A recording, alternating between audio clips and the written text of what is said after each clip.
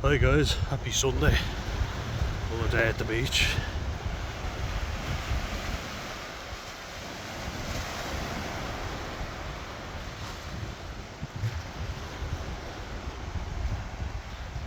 Nowhere else you'd rather be.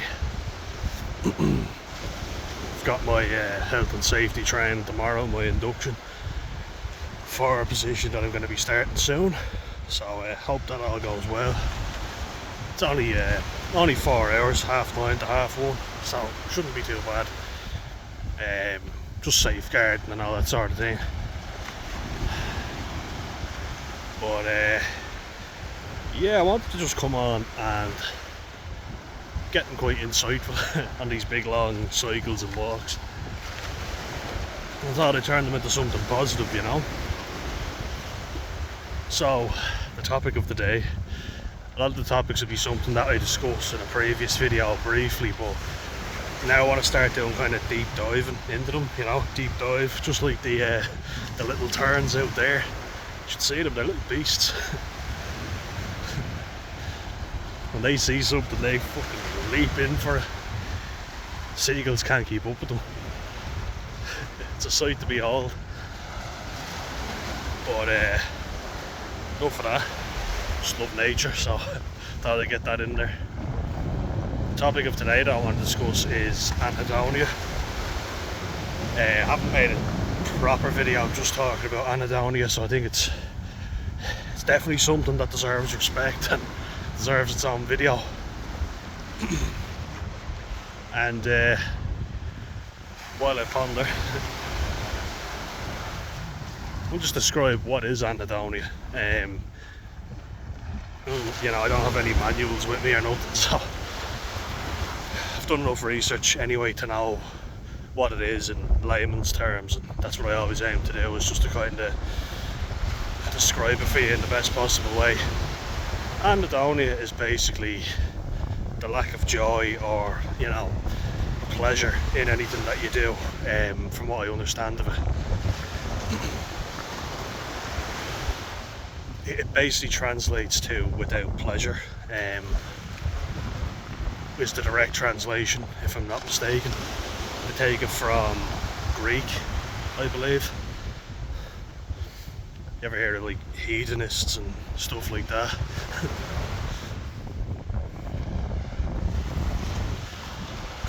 But anyway, we won't get into hedonists, not just yet. Save that for another video. So,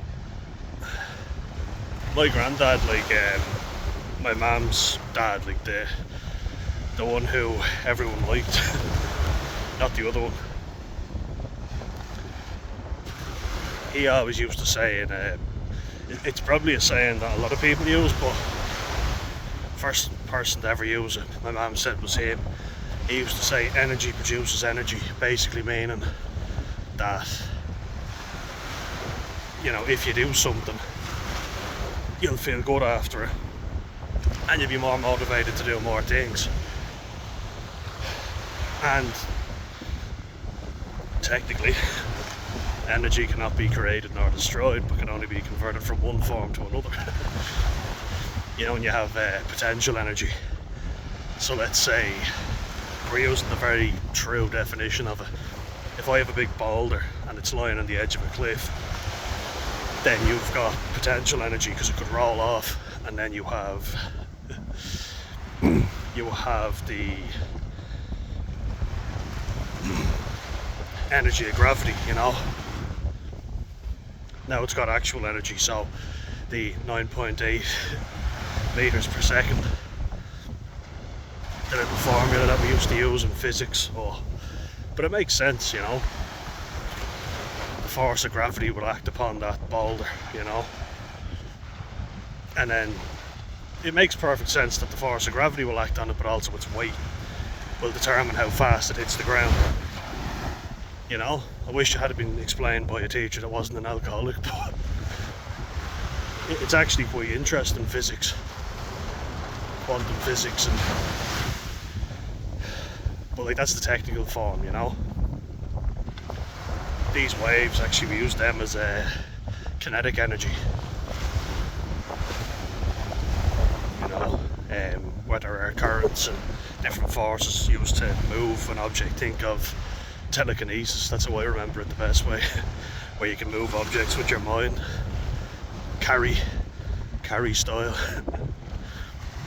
That's kind of how I would think of it, you know, because while I get what my granddad was saying, going back to what he said, I also think that can be used in a way of, you know, people who say there's no such word as can't, and then they say I can't do it. Kind of hypocrisy, you know. So I think there's some merit to it, but I also think that there's a limit. So like, let's say for instance I start walking, got over 22,000 steps before my bike got fixed. Now I have more motivation to cycle down here. You know, I went on a 20-kilometer cycle for a few days, and then my legs started getting sore because I was tiring myself out. I was using up my energy. But instead of thinking, oh, I'm knackered, I'm going to rest, I think, no, instead what I'll do is I'll go on a shorter cycle and a shorter walk on the beach, you know, because this scenery motivates me. There's a seagull over there, it's strutting his stuff. Boy! Check him out. Do you know you're on camera? Do you consent?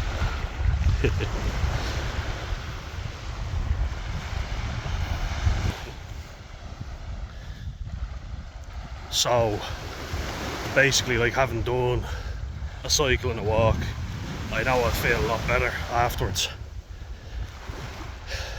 That's basically what I use, you know. So I think there's perfectly valid reasons for what he said, my granddad.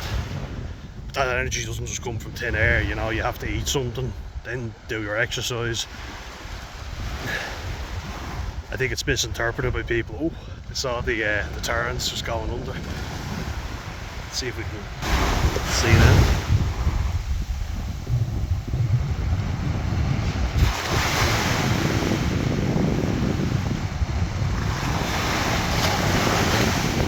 Oh. Not quite.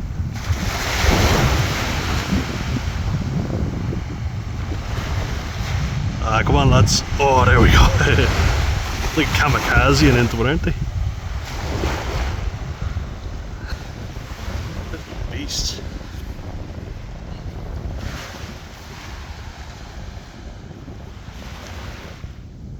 But yeah, like,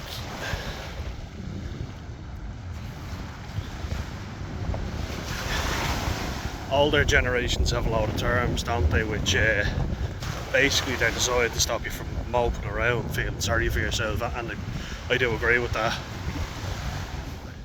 The problem with Anhedonia, which is real for sure, the problem with it is, and the thing that I've experienced the most, but I think this will help people more than anything who are going through something similar, you go back to baseline, you know. Like, I've been very active all throughout this summer, and yet I'll wake up and I'll still feel shit, I'll still feel exhausted, and I have to go out and do my cycle and my walk to feel better, you know. And I do feel better from it, you know, but I return to baseline pretty fast, and that's not always a good thing, my baseline.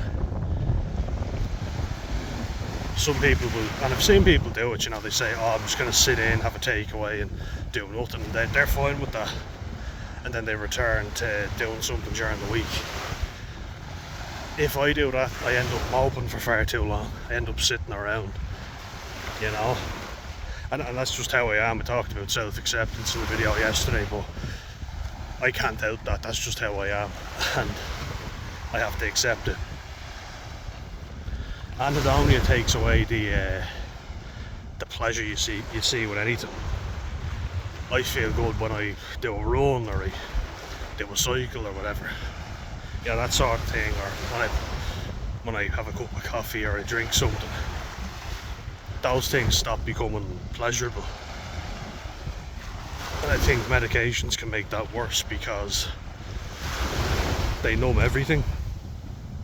They stop you feeling terrible, but you don't feel anything at all, if that makes sense. That doesn't just occur with depression. I think it's very, very much a symptom of autism. I would say indifference and not really caring or being motivated is something that would be more autistic traits. Anhedonia would definitely be more likely to be associated with depression. That's why you see people literally sitting in their bed all day doing nothing. And it's very tempting. Even this morning, like, I didn't want to get up, you know. I've been having weird dreams with the medication I've been on. So a little update on that. This has been week 5 of taking mirtazapine. Haven't experienced as much sexual dysphoria with this, so I'm really happy about that, because that's something that really worries me, especially if I want to get into a relationship, you know. I find when I date people and I'm taking antidepressants, like strong ones, not only is my sex drive gone, but my desire to interact with people is gone. You know, it's just, I imagine I'm a boring prick to be around and a miserable one at that. So that's something to be careful of, you know. But I'm able to exercise and do what I can. The lads were playing a rugby league match yesterday, and I've started saying no to things that I normally would have said yes to and felt pressured into. But at the same time I feel like, oh, I'm missing out, you know, look at them all together. And then I remember the last time I said yes to a game, I was on, I'd actually come off strong antidepressants, but I don't think I'd fully recovered. I was drinking too much, not eating great, not feeling great. I'd actually lost a lot of weight at this point, but still wasn't feeling good. And I scored a try, made a load of tackles. Actually had a really good game for the short period of time I was on. But I said to them beforehand, lads, I can't last you any real length of time. I just wanted to go back and enjoy it, you know. That's the annoying thing I always find, because when you're in a state like this, it is good to do things. I 100% believe that. But the problem was, I'd say, look, I can only play about 20 to 25 minutes, so I need you not to put me on any longer. My body and my head aren't able for it. And they'll be like, yep, that's fine. Then you show up and other lads haven't committed. And I'm committing myself, and now, oh, we need you to start. And I'm like, oh, for fuck's sake. Do you know what I mean? Like before, that wasn't an issue because I knew I was capable of playing a whole game. Now I'm not. I'm definitely not. Played that game in March, and I don't know how I lasted as long as I did, but I did, so I was proud of myself for that. But I felt like shit. I felt like cancelling, you know, I just felt so much anxiety, I can't do it. And I had an alright game, and I played 65 minutes. But I show up and I'm on the bench, and then a lad gets injured early on and I have to play the whole game, and I'm like, oh fuck it. But I've committed to it, you know, and I don't want to let the lads down. I'm not psyched for the game, I'm not pumped up like everybody else seems to be. I'm not really motivated for it. I'm just there purely out of shame of saying no and missing out, you know. But then I have to remind myself what happened the last time. I ended up drinking loads after the last time I said yes. And yes to a rugby league game in the north of Ireland against the Banbridge Broncos, who are fucking massive. I had a good game, scored a try, made loads of tackles, made good line breaks as well. But from lads not showing up, I had to commit myself a lot more than I was physically capable of, and I've done that so many times. And I just felt embarrassed. Felt like, oh, I'm gonna have to get sick again and again, you know? Because I'm not the type of player who just holds back. When I play, I commit myself, you know? And not being physically capable of doing that at the minute is really frustrating. But I have to do it for my own well-being. You know, I've disabled Instagram again. How long that lasts I don't know, because I always cave in. I think it proves that like I'm addicted to certain apps. Taking another breather from it, because lads posting rugby pictures and all makes me feel like I should be playing. But the last time I did it, didn't feel great, you know. I drank because I didn't feel great. One of the guys I was in a car with, he'd had a few points, thank God he made it home okay, but I was like, I don't feel very comfortable getting in a car with him, because he'd been drinking like 8 points and then got in a car. I won't give his name, you know, he's a sound lad, but we were driving from the north of Ireland, and we were driving all the way back to Wexford. Like, it's not a short journey. People from the north drive like mental. Mega Husky, please confirm this. They're insane drivers. But yeah, you know, like, Anhedonia is a bastard, you know, it's a real prick. So I'd say indifference and lack of motivation, apathy in autism, that's the worst symptom there. But in depression, Anhedonia, another bastard. Because no matter how well you play in a game, no matter how much exercise you do, you always, you know, return to baseline, at least in my experience. It doesn't give you that reward feeling, you know, that dopamine hit that we all want. And that for me is the biggest kick in the teeth, because alcohol does give me that. And if I've played a game and people are praising me and telling me how well I've played, and I don't feel that sense of pleasure, I just go for the drink. You know, I say I'm gonna have a pint. Feel better after one, feel better after two. The lads have usually given us a few free beers, you know, in fairness, they were generous in that regard always. They'd come out with the big crate of Heineken after a game, and they just place it in front of you, and you'd be like, yep, please, bringing them into the shower.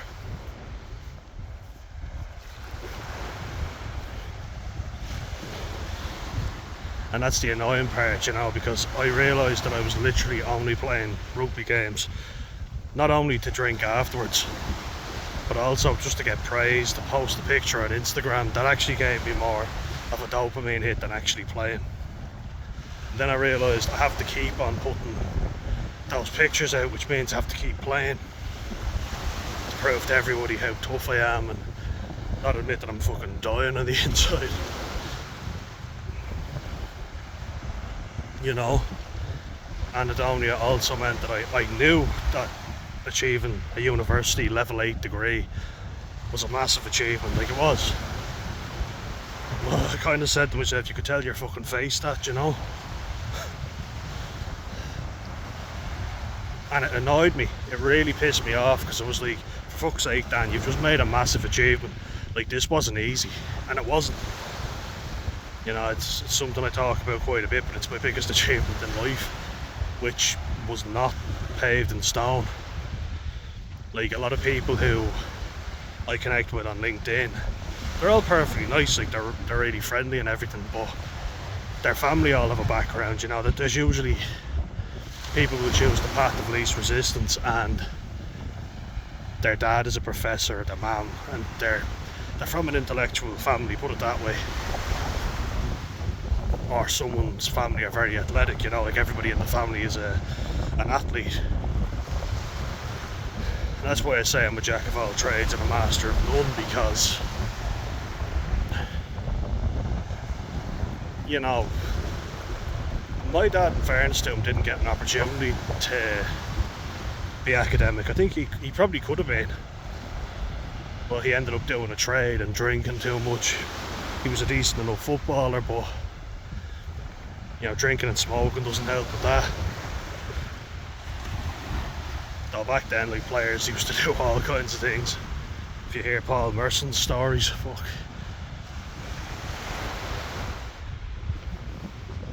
But like, my mum, she'd have an inquisitive mind, you know, but neither of my parents were very academic, or at least weren't allowed to be in certain ways. Different times, you know. and neither of them necessarily excelled in sport, you know. They dropped out. Their nerves and personalities got the better of them, I don't know. Quite anxious people, which I can 100% empathise with. So for me, achieving something like that, lots of people didn't think I was capable of it, and I think it was more of a fuck you to all of them, do you know. And yet I still couldn't appreciate that all the odds were literally stacked against me, and I still achieved it. And then I started thinking, well, if I can't even feel any pleasure from that, well, that's not fair to say. Like, when I look at the pictures, I am amazed that I did it. But then it's kind of like, meh, what now? It's like you're hyper driven to the negative stuff, because believe me, I'll feel terrible when the negative shit happens. And then if I fix the negative shit, I feel like, oh, thank God, a sense of relief. But never taking pleasure in the joyful stuff. It's a fucking pain in the arse. Even when this channel is doing well, I am happy, but I'm faking it to a degree, do you know? I'm grateful for all you guys though, that's for sure. It's just that sometimes I might not always be able to show it. Do you know what I mean? And I wish I could. I've gotten good at faking emotions. Very good.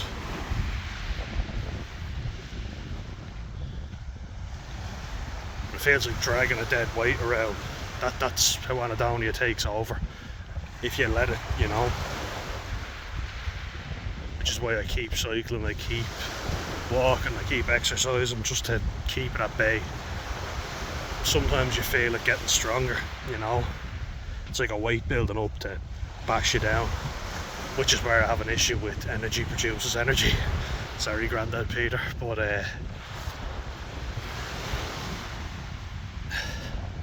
sometimes you have no energy, and the more you do, the more tired you feel. It just gets worse and worse. Knowing when to pull back is a tricky one. And if I had the magic answer, I'd give it to you, but yeah, that's Anhedonia for you. Takes away everything, or a lot anyway, you know. It also makes it, you know, like really hard to be passionate about anything. Passionate about this though, I have to show you.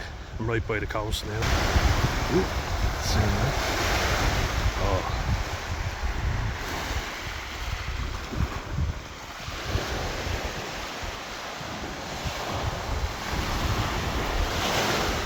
But I was just going to talk as well.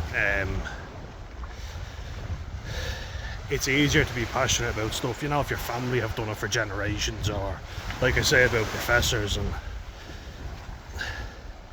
it's kind of hard to find your niche, you know, your little group, because for me, like, I tried to make it football so I could connect with my dad, and look, it has been a great way to connect, but having a very critical Irish dad as your coach, especially in the same position as you, oh, it can be hard. I would say my dad's side of the family, it would have been football, but they never really achieved their potential in it, you know. And that's when you kind of go, oh yeah, well, I'll play football then. And it wasn't bad, you know, but my dad and my uncle Paul anyway was a gifted footballer, you know, like, just his touch on the ball was insanely good. Even as a 50-year-old old fella who has drank and smoked his entire life and other things, which we will not talk about, he still could take the ball down out of the air brilliantly on the chest, and he was a midfielder too, like, and good midfielder is always hard to come by. So I think me being better at rugby was kind of something like I couldn't really connect with my dad about, you know. With football, yeah, but I could win man of the match, as I said before, and he would tell me all the things I did wrong, and then I would start telling myself all the things I did wrong. So then there's that inner critic, you know. I mean, in some cases he was definitely right, you know. but I tried so hard. Like, I used to train so hard to be good at everything, and people only show you the reward of that. They don't show you when it doesn't work out. You've put everything into it. It can make or break you, you know. And that's the problem. Everybody only highlights success stories. They don't show you people who don't succeed but try as hard as they possibly can. Luck plays a huge role too. Finding something you're passionate about is very hard when you're anhedonic. You know, I was trying to make everybody else happy because I was like, oh, if I'm good at football, my dad will love me. You know, that sort of way. It's weird, but my uncle Barry was good at rugby, so if I play rugby I can impress him. He's only really out for himself a lot of times. It's good to connect with him, but getting a straight answer out of him isn't easy. Trust me. You can be a difficult creature to connect with. But he was good at rugby, and my little cousin is good at rugby, you know. They both play in the front row, so you see how it's kind of passed down from generations. Big fella, so front row, just like your dad. Whereas me and my brother aren't built anything like our dad. It's difficult to find that connection, which can make you kind of go, oh well, what am I good at in life, and what can I contribute?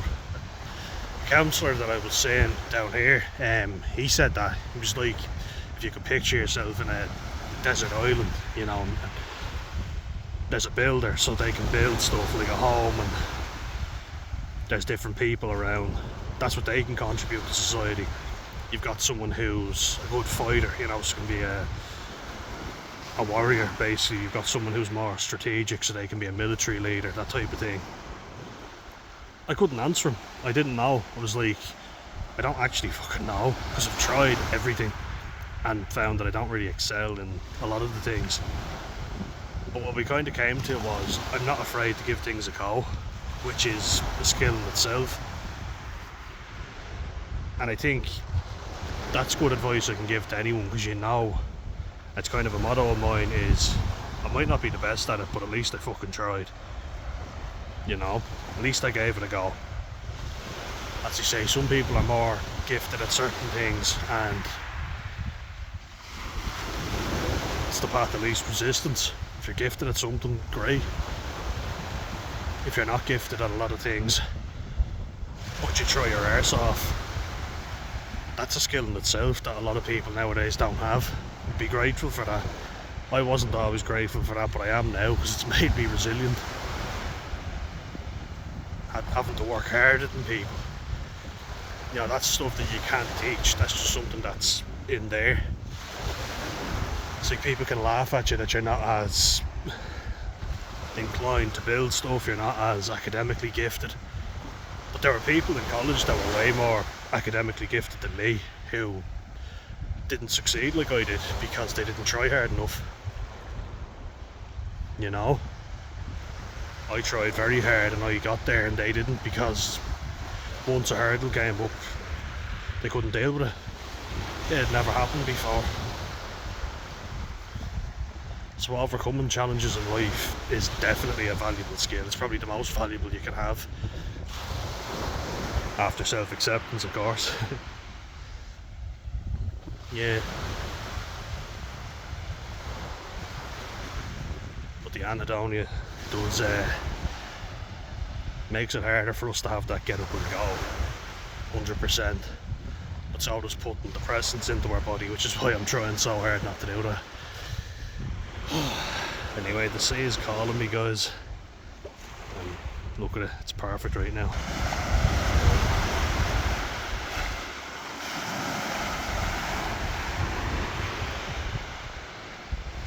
I found a good spot to get in as well, so I'm gonna head in now, and I'll see you in the next one, guys. Thanks for watching. See ya.